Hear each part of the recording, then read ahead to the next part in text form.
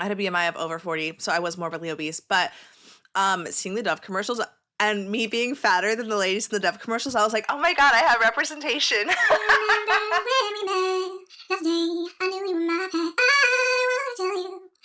Good morrow, everybody. My name is Robin, also known as Sunny Side Up Gal, and you are my Sunny Side Up pal. Welcome to my channel. If you are new here, hi, welcome. I hope you like this episode. If you haven't already, go ahead and like it. And if you are thinking, she seems pretty cool from the 28 seconds that I've known her, I'm gonna go ahead and subscribe. I would really appreciate that. Now, if you are not new here, hello and welcome back. Thank you so much for coming back and enjoying my videos and chilling and chatting with me and talking a little trash with me. Trash. Sometimes. Today, I don't know if we're going to talk trash. Here's what's the lowdown for today's episode.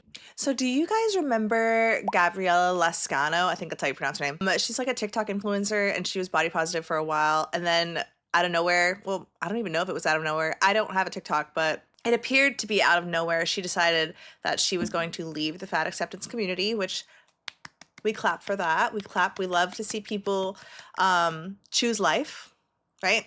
So she left the fat acceptance community. The way she did it, she did this video. Organs failing is real. Diabetes, heart disease, all that is real, okay? I remember from the video is that she was saying stuff along the lines of having difficulty getting pregnant and that diabetes exists, I believe. Diabetes, heart disease, all that shit is real. Or like heart attacks exist, something like that.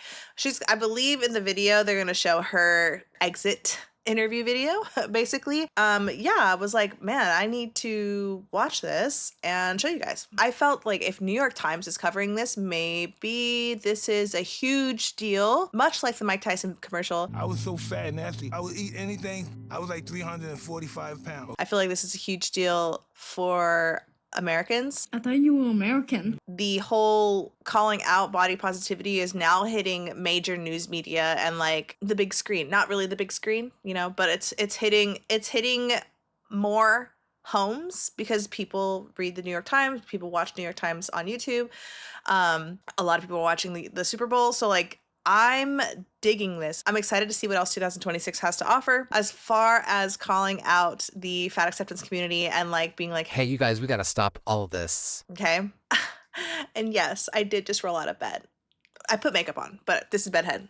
It's never going to not be bedhead. Before we get started and watch the video, let's read what the New York Times has in the description, just so that, you know, we're not jumping into this thing blind.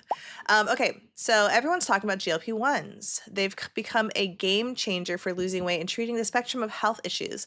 Today, 18% of adults have taken...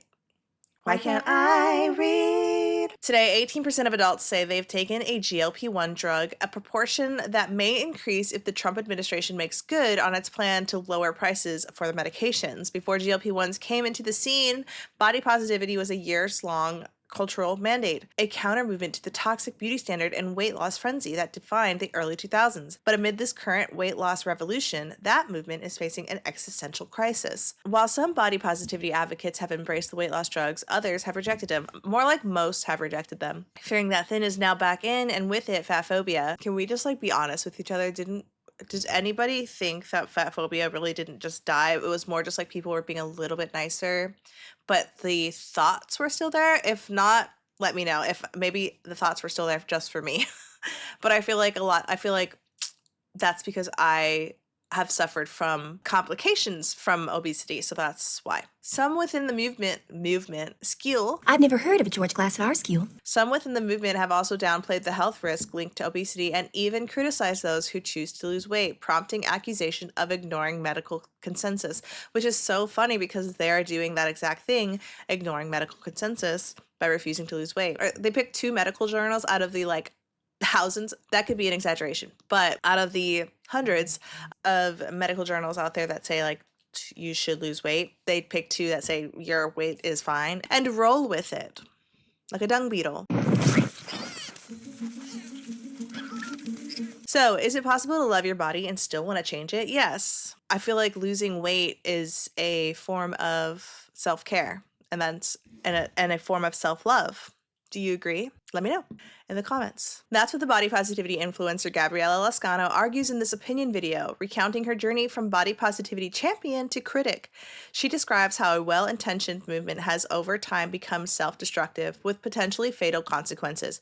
I started to wonder if loving myself at any size has become an excuse to ignore how big I was getting. Yes, it was. I'm so happy that she's turned things around. She's still a big gal, but I don't know if she's lost any weight or not, or if she's like refuse to gain more weight, which I think is a good first step. Once you decide I'm not going to gain any more weight, that's a good first step. You're making good choices, better choices, right? And then you can work on losing the weight. But there is a middle ground, she argues, one that doesn't require a return to the early 2000s, but a move forward that she considers is true body positivity. Ooh, I'm excited. So I am going to move it to 1.25 just to kind of help with, I guess, copyright stuff. Although I'm doing criticism and I'm pausing it a lot, so hopefully that's also helpful. I used to be a body positivity influencer, preaching a simple message: love yourself at any. Do you think it's kind of cool, but also kind of weird that like the room is tan and gold and she was wearing tan and gold and she's also tan and gold toned? Like I like it, but I'm also like, that's a lot. Like I don't know. Is that what's in right now? To color match your background? Any size. Then I risked it all. I don't care how trendy or cute or fun it seems to be fat. You got to really think about your health. Love yourself at any size, but don't forget that your heart has to beat, babes. That is what pissed people off, because a lot of people were like, it's completely healthy to be fat, basically. People really do believe that being in an obese body has no effect on your heart health or anything like that, and that's banana bonkers. But I remember people were like pissed at that particular comment and the health comments that she makes. I think she talks, again, I may have mentioned it before, but she talks about like how some of her friends or people in their comment sections were talking about how they can't get pregnant. And that's a very real thing. My husband and I have been married for almost 15 years and we've never been pregnant. I've never been pregnant. I do have PCOS and Hashimoto's, but that stuff gets complicated when you carry more body fat, because body fat is what? Hormonally active. And the more body fat you have on your body, the more your estrogen and your progesterone and your sex hormones get all out of whack, and you're going to have a hard time getting pregnant. Now, do fat people get pregnant? Absolutely. But a lot of women who are overweight, who have PCOS, when they start to lose the weight, they get pregnant. I've seen it a ton, you guys. I've seen it a ton, okay? And I've been in multiple different communities like that have talked about the things that they've had to do to get pregnant. And a lot of them say, as soon as I lost 30 pounds, I got pregnant. So take that as you may. Tell you how I got here. From championing body positivity to renouncing it. My story starts like this. Thank you, New York Times. Thank you very much, the owner of this video. Since I was a little girl, I always knew I was bigger. But I'm from the Bronx, where having a curvy body and a fat ass is what you want. When you're Latina, you get called gordita, and it's a term of endearment. Fluffy, like Gabriela Iglesias used to say. I called myself. I wonder what happened to Gabriel Iglesias. I feel like I haven't seen him in a while.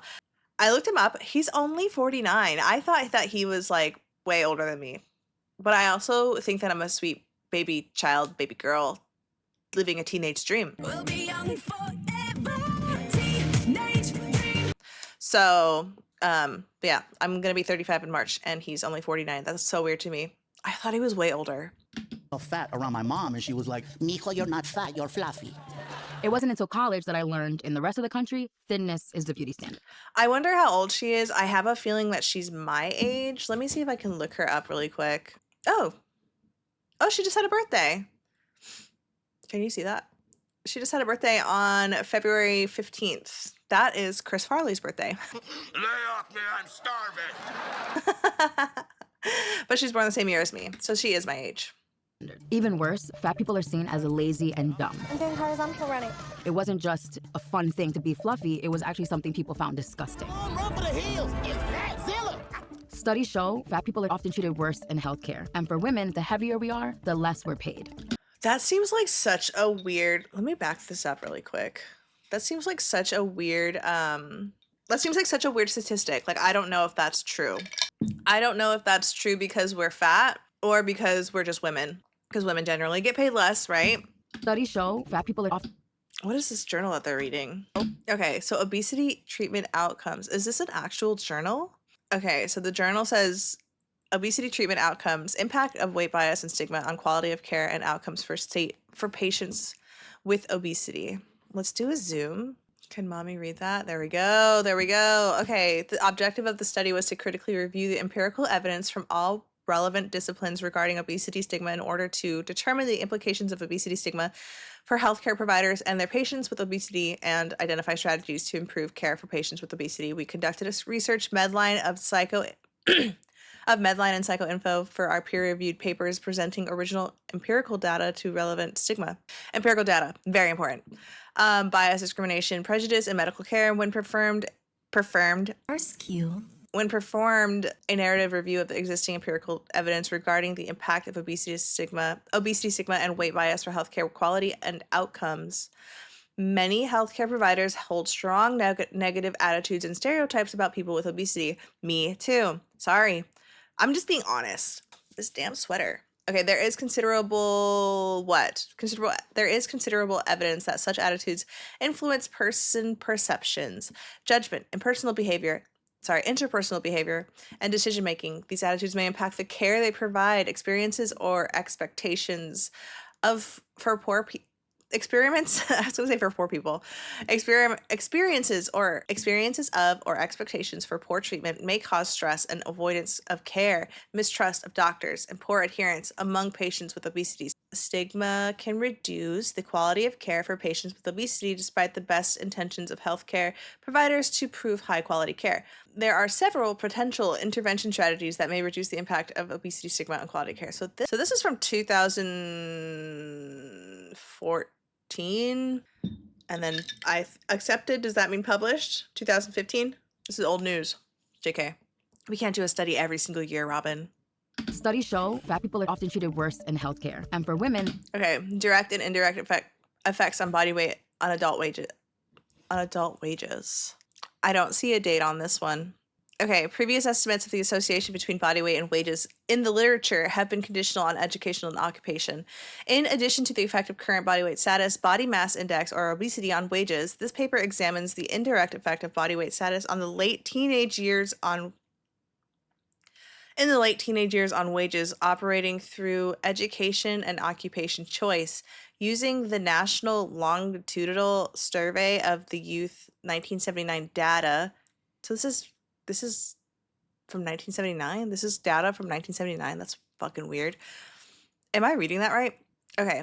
For women, we find that the 1 unit increase in BMI is directly associated with 1.83% lower hourly wages, whereas the indirect BMI wage penalty is not statistically significant. Neither a direct nor an indirect BMI wage penalty is found for men. However, results based on clinical weight classification reveal that the indirect wage penalty occurs to a larger extent at the upper tail of the BMI distribution for both men and women via the pathways of education and occupation outcomes. Late teen obesity is indirectly associated with 3.5% lower hourly wages for both women and men. These results are important because they imply that the total effect of obesity of wages is significantly larger than has been estimated in previous cross-sectional studies. So this is, if I'm reading this correctly, and correct me in the comments if I'm wrong, they basically chose data from 1979, which I feel like was a huge fat-phobic time in our life. And I just don't think that this is I don't think that that's a great study to show. I don't know. I don't think that was like relevant. treated worse in healthcare. And for women, I don't think data from 1979 is very relevant to now, 2026. We have electric cars. So I feel like try again. I don't know. Am I saying it's not true? Am I saying that fat people don't get paid less?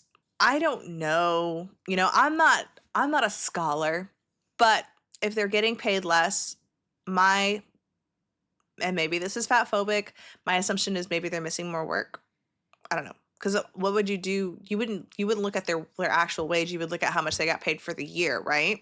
They're like their annual income, right?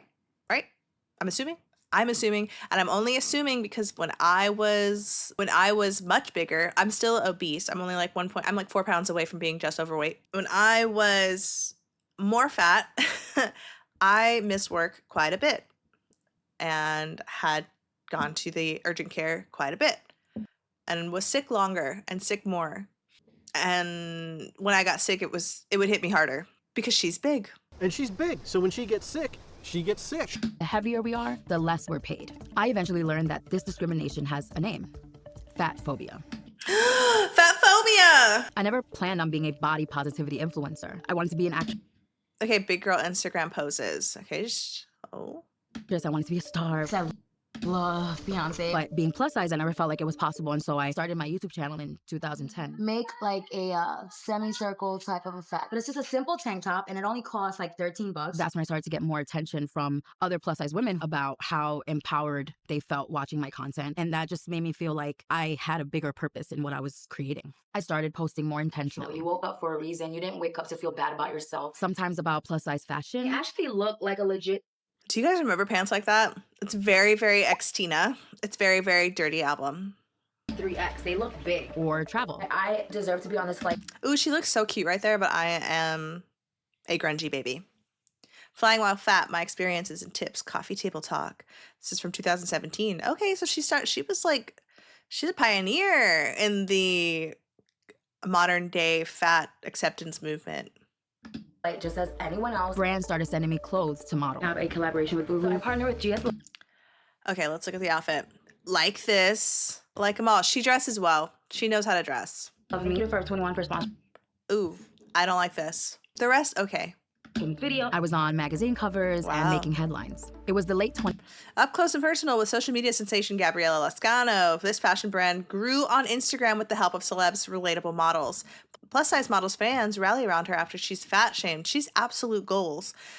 Ooh, I don't know if you want to have goals to gain weight. That's odd. Model Gabriela Lascano does not need an agency to get attention. Yeah, I like her. 2010s and body positivity exploded. Versace brand featured 3 plus-size models. Full-figured, plus-sized lady. American.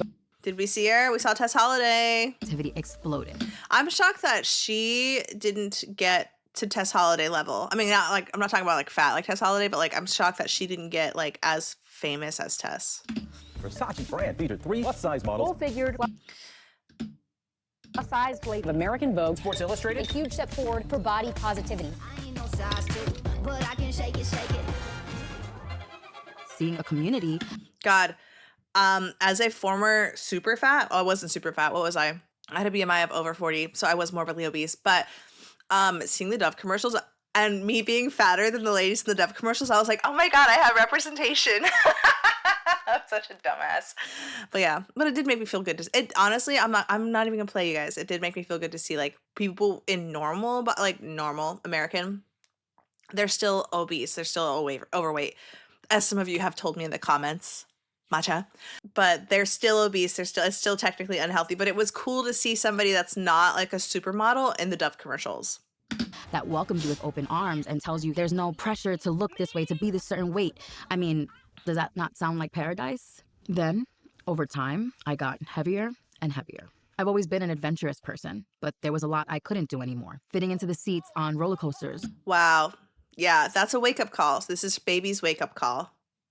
Planes. I couldn't wear heels. My dresses wouldn't zip up. And that wasn't all. When you're bigger, you might not be able to wipe as well. Oh my God. See, I swear so many people like to just skip this, and I love that she was like, no, we're going to talk about it. If you're not watching the screen, the video says, "Dear fat people, let's chat. Why fat people stink? Plus size self-care." And it looks like she's about to talk about wiping. I've never had a problem with that. I've always been able to reach. And since I was like really, really young, I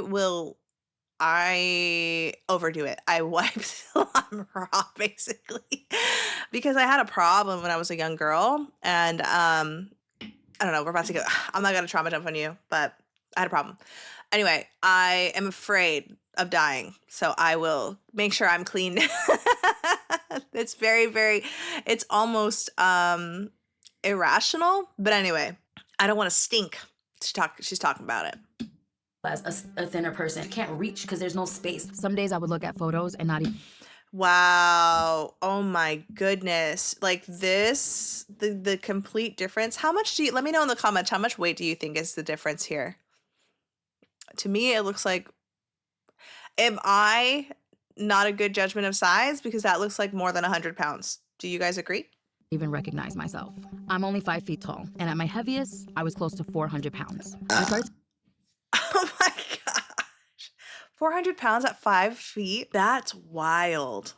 to wonder if loving myself at any size had become an excuse to ignore how big I was God, she is so pretty. I wish I could do makeup like that. No, but I don't. It's just not my style. But she's very pretty. getting. I felt like I saw myself being brainwashed, essentially. Meanwhile, the language around body positivity Brainwash. I'm sure everybody is fucking loving that. Anybody who's in the fat acceptance movement is just like, this bitch. So it does feel like brainwashing. If we've talked to other people who have left the movement, it feels like a cult almost. Like you have to believe these things, and then if you kind of deviate off of it, then you're not part of the group anymore, basically. You're being told, everybody is told to tell the same lies, that there's nothing wrong with being in an obese body. It's completely healthy. Obesity has nothing to do with your health, XYZ, basically. That's brainwashing. You're brainwashing people, particularly young people too. I'm seeing a lot of young people who are practically being recruited into the fat acceptance movement and being told like, hey, being fat has nothing to do with your health. Heart disease has nothing to do with obesity. Diabetes is not caused by obesity. So began sounding more extreme There are a online. few words that I don't allow. we hate her. Healthy is one This of comes them. up a lot when I talk about how to Isn't that so strange to even say that? We don't allow, first of all, we know it's a lie because Tess Holliday lies, but imagine being like, we don't allow the word healthy in this house. Like, that's, first, are you stupid? We know you're lying, but also that's not true. the word obese is a slur. I don't want to step on the scale at the doctor's. I say, oh, I don't want to be weighed today. Intentional weight loss is fatphobic. This is what makes exercise fat. She is on a GLP-1 now, by the way. I think that's, her name's like the Fat Pilot or something like that. I'm not really 100%, but She even posted a video showing her transformation about how she got her face back after taking GLP-1. So as you can imagine, many people called her out on this because, hey, she has been promoting loving your body at every size. she's on a GLP-1 now. It's rooted in fatphobia. It's not rooted in science. It doesn't work. I've even seen celebrities being attacked for losing weight. Morning, Kelly Clarkson facing. Kelly Clarkson is my mother. She is one of my favorite singers of all time. And when she started losing weight, I was like, okay. Inspired. We also have a very similar taste in style. If you see some of like her outfits, she wears a lot of t-shirts with like skirts and stuff like that, and I love her. Criticism. And she also has thyroid disease. She doesn't say what it is. I have a feeling it's Hashimoto's, but then she went on a GLP-1 and she must be monitored very, very closely, because I think from what I've read, most of them, you're not supposed to do it if you have thyroid disease in the family, but we'll see. Revealing she's taking a prescription medication for weight loss. The slimmed down star is facing criticism after her noticeable weight loss. It wasn't always like this. Years before, I had often talked about weight loss without getting hate. The last couple days, I was feeling really like depressed. And I was like, I need to get my ass out there and work out. Today's video is going to be a what I eat in a day video to lose weight. When was that? That was from 2021? It's like, Okay, so she was trying to lose weight. So she was trying to work out or exercise as a fat girl, which doesn't necessarily mean that you're trying to lose weight. I think it's important for everybody to introduce movement into their life. I need to get my ass out there and work out. Today's video is going to be a what I eat in a day video to lose weight. But as the body positivity community became more radical, I was scared to say the wrong thing. So I stayed silent. Then my friend died. She was a body positivity influencer who founded Oh, I remember this. the world's first plus-size salon. All bodies, all. Oh my God, I remember that. I think she did did she also do the first plus-size radio show, or was that somebody else who also passed? I'm not sure. But I do remember that she had the first plus-size beauty salon. Sizes and has custom chairs that hold up to 800 pounds. She was just someone I consider Chairs that can hold over 800 pounds. If you're over 800 pounds, though, like, you're not leaving the house. I don't think. They're like a big sister. Taught me about business and taught me about the movement. I worried about her a lot. After she was bedridden because of heart failure, Jamie expressed her desire to lose weight. I haven't left the house in 2 years, and I just learned to walk again. I really believed that she was going to make it out of it. But in late 2022, she died at 37, reportedly from heart complications. Oh my god. Like, I didn't want her to feel like I was trying to tell her what to do, and I kind of wish I would have spoke up maybe more. Survivor's guilt is the worst. I'm so sad for her. Poor baby. Hugs. And just let her know that I cared. And she wasn't the only one. A week later, another body positive. Yeah, do you guys remember? It was kind of just like one after the another, after another, after another, and then people were making videos about them. I think the other guy too, Purple Waffle, I don't know if that was his name or not. The guy who he ate like the giant cereal pieces. I don't know. Tastes like dog pee. On TikTok alone, his videos racked up a massive 33.3 million likes. I'm related to Waffler69. He has passed away around 10 p.m. on January 11th, 2023, a presumed heart attack. But he also died. Activity influencer posted this video. I ruined my life with food.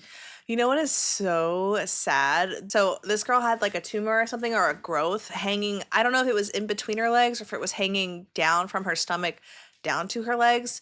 And I think that was cancer. And I have a feeling that's probably why she died. I don't know. We have to look it up. Brittany Sauer. Requested to hold your fupa up because they cannot access the area because it's the size of a purse. If I have in my fupa, so not my apron, but my pelvic region, it's about 30-40 pounds now that I have to physically move when I walk. Anytime I roll or move or anything, I have to adjust it. And I can't wear my leggings or shorts anymore. Binge eating and lack of self-care. First of all, it's sad. I've experienced medical weight bias myself. And I'm going to be honest with you, that sucks. Did it stop me from going to see other doctors? No. I still went. You can tell when somebody's being a fucking asshole like this guy was versus my other doctors who are okay. It sucks when you see somebody when you're living in an obese body and you only live on TikTok or on YouTube or Instagram and you see other people be like, they're only going to talk about your weight when you go to the doctor. Nobody cares. They're just going to tell you to lose weight. Don't go to the doctor. They're just going to tell you to lose weight, yada, yada, yada. And like, she can't lose weight. She doesn't have the skills or the education on how to lose weight. So then she dies. So my issue, I'm not going to, I would say victim shame her. She basically died at the hands of fat acceptance. She knows that she should have lost weight. Obviously, she said that she's ruined her life with binge eating.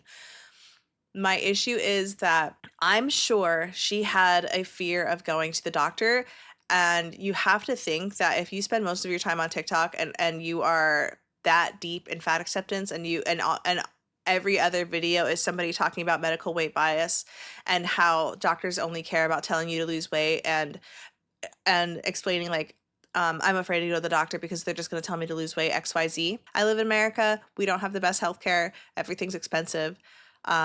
You know, it's not like she maybe she could have gotten that thing removed, but also she probably needed help with like gastric bypass surgery or something. She probably needed weight loss surgery to actually help herself.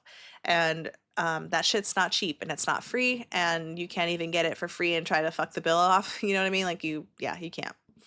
I'm hoping that it's not too late for me this time. Just months before, Brittany said she developed type 2 diabetes and serious weight-related skin infections. On my pelvic. For Brittany's. Is that a GLP-1? I'm hoping that it's not too late for me this time. Just months before. Okay, it looks like that is a GLP-1 pen, so maybe she was trying to get some help. For Brittany said she developed type 2 diabetes and serious weight-related skin infections. On my pelvic region is literally the size of like a large. Yeah, see, she's talking about a growth. It's extremely swollen and hard. 1 week after posting that video, begging the universe for another chance at life. It's really scary how bad things can get. She died.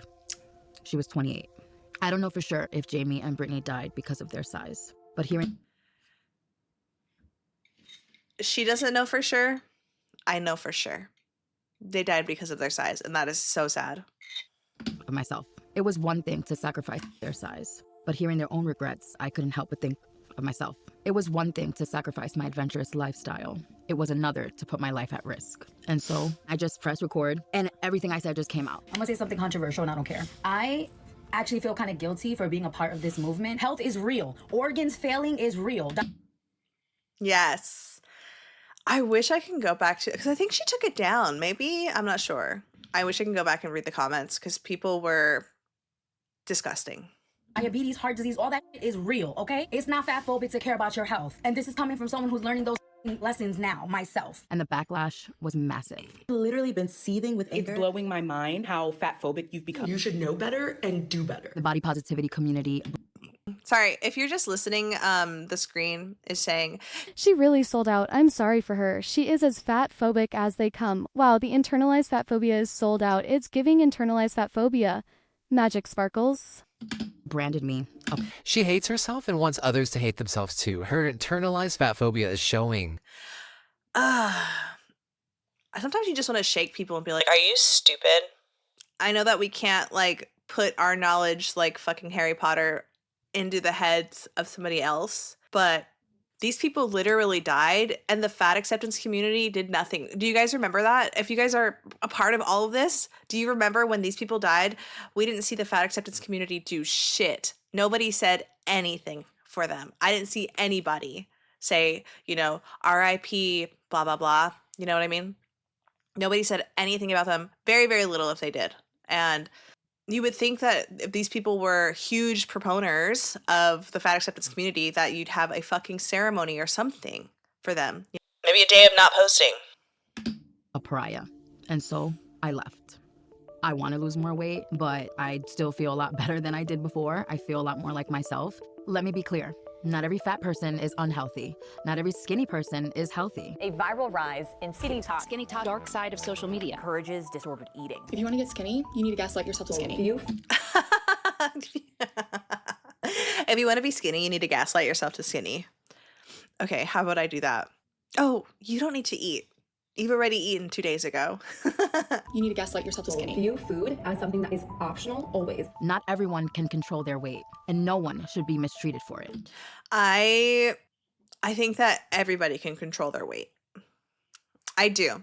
And I know it's hard. As somebody who has PCOS and Hashimoto's, I know it's hard. It's difficult. I've been maintaining 180 pounds for the last 2 years, and I just started losing weight again. And guess what I had to do? I had to reevaluate what I was putting in my mouth.